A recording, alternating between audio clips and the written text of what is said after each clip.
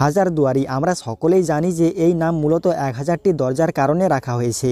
কিন্তু আপনি কি জানেন এখানে কি কারণের জন্য এই 1000টি দুয়ার নির্মাণ করা হয়েছে? আর এই 1000টি দরজার মধ্যে 100টি দরজা ছিল নকল, মাত্র 900টি আসল দরজা বানানো হয়েছিল। কিন্তু কেন?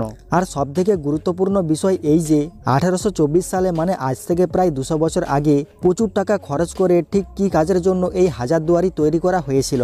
বলা হয় এই হাজারদুয়ারিতে এমন একটি আয়না এখনও রাখা আছে যার মধ্যে একজন ব্যক্তির মাথা নয় পুরো শরীর দেখা যায়। এটা আসলেই কি এখনও প্রাসাদের মধ্যেই রয়েছে? তো চলুন আজকের এই ভিডিওটির মাধ্যমে জেনে নেওয়া যাক এই সমস্ত প্রশ্নের উত্তর। সবার প্রথমে বলা যাক এই হাজারদুয়ারিতে 1000টি দরজা কেন বানানো হয়েছিল।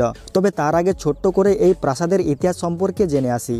1823 সালে পশ্চিমবঙ্গের মুর্শিদাবাদ জেলায় গঙ্গা নদীর তীরে এই প্রাসাদটির নির্মাণের কাজ শুরু হয়। প্রায় 16,50,000 স্বর্ণমুদ্রা ব্যয় করে এই প্রাসাদটিকে তৈরি করা হয়েছিল।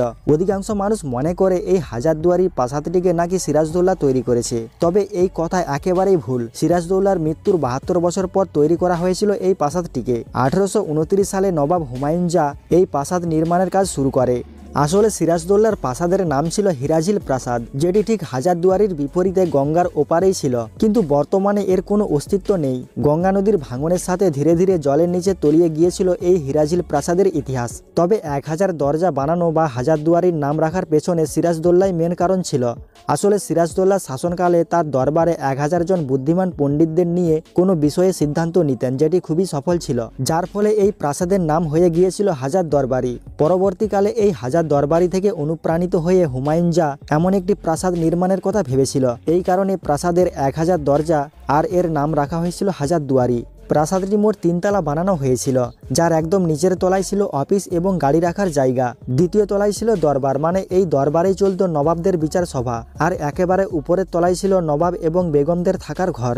এবার জানবো এই 100টি দরজা কেন নকল বানানো হয়েছিল। দেওয়ালের উপর তৈরি করা নকল দরজার নকশা দেখে কোনোভাবেই বোঝার উপায় নেই যে এটি নকল। দূর থেকে দেখে সেগুলিকে আসল বলেই মনে হবে। এমনটি দুটি কারণে তৈরি করা হয়েছিল। প্রথম কারণ, যদি প্রাসাদে কোনো শত্রুর আক্রমণ হয় তাহলে নবাব এবং তার পরিবারের সুরক্ষা নিশ্চিত করার জন্য, যাতে যে কোনো দরজা দিয়ে পালিয়ে গিয়ে প্রাণে বাঁচতে পারে। দ্বিতীয় কারণ, যদি চোর ডাকাত কোনো কারণে প্রাসাদের মধ্যে ঢুকে পড়ে তারা যাতে বেরোনোর সময় ভান্তির মুখে পড়ে যায় আর আটকাও পড়ে যায়, সেই উদ্দেশ্যে 100টি দরজা নকল করা হয়েছিল। কিন্তু সেই যুগে এই হাজারদুয়ারির ভেতরের দৃশ্য ঠিক কেমন ছিল? প্রবেশ করার সাথে সাথেই আপনি দেখতে পাবেন দুটি গাড়ি, একটি ঘোড়ার গাড়ি এবং একটি উটের গাড়ি। চারিদিকে পর্দা দেওয়া ঘোড়ার গাড়িটি ব্যবহার করা হতো বিশেষ করে মেয়েদের জন্য, আর উটের গাড়ি ব্যবহার করা হতো পুরুষদের যাতায়াতের জন্য। প্রাসাদের ভেতরের ঘরে রাখা আছে অদ্ভুত একটি আয়না। এই আয়নার সামনে দাঁড়ালে যে কোনো মানুষ তার মাথা বাদে শরীরের সব অঙ্গই দেখতে পাবে।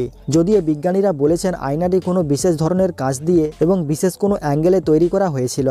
হাজারদুয়ারির ওপরের দিকে রয়েছে ইমামবাড়া। এটিকে বলতে পারেন এক প্রকার শান্তিপ্রিয় সামাজিক মিলনস্থল। এটি হলো এশিয়ার সবথেকে বড় এবং দীর্ঘ ইমামবাড়া। শুরুতে এটিকে চন্দন কাঠ দিয়ে তৈরি করা হয়েছিল, যেটি একেবারেই সম্পূর্ণ পুড়ে ছাই হয়ে যায়।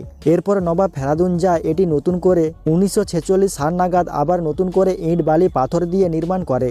এরপর 1947 সালে দেশ স্বাধীনের পর 1985 সাল নাগাদ সেই সময়ের প্রধানমন্ত্রী রাজীব গান্ধী এই জায়গাটিকে সাজিয়ে গুছিয়ে একটি সংগ্রহশালা বা মিউজিয়ামে পরিণত করে।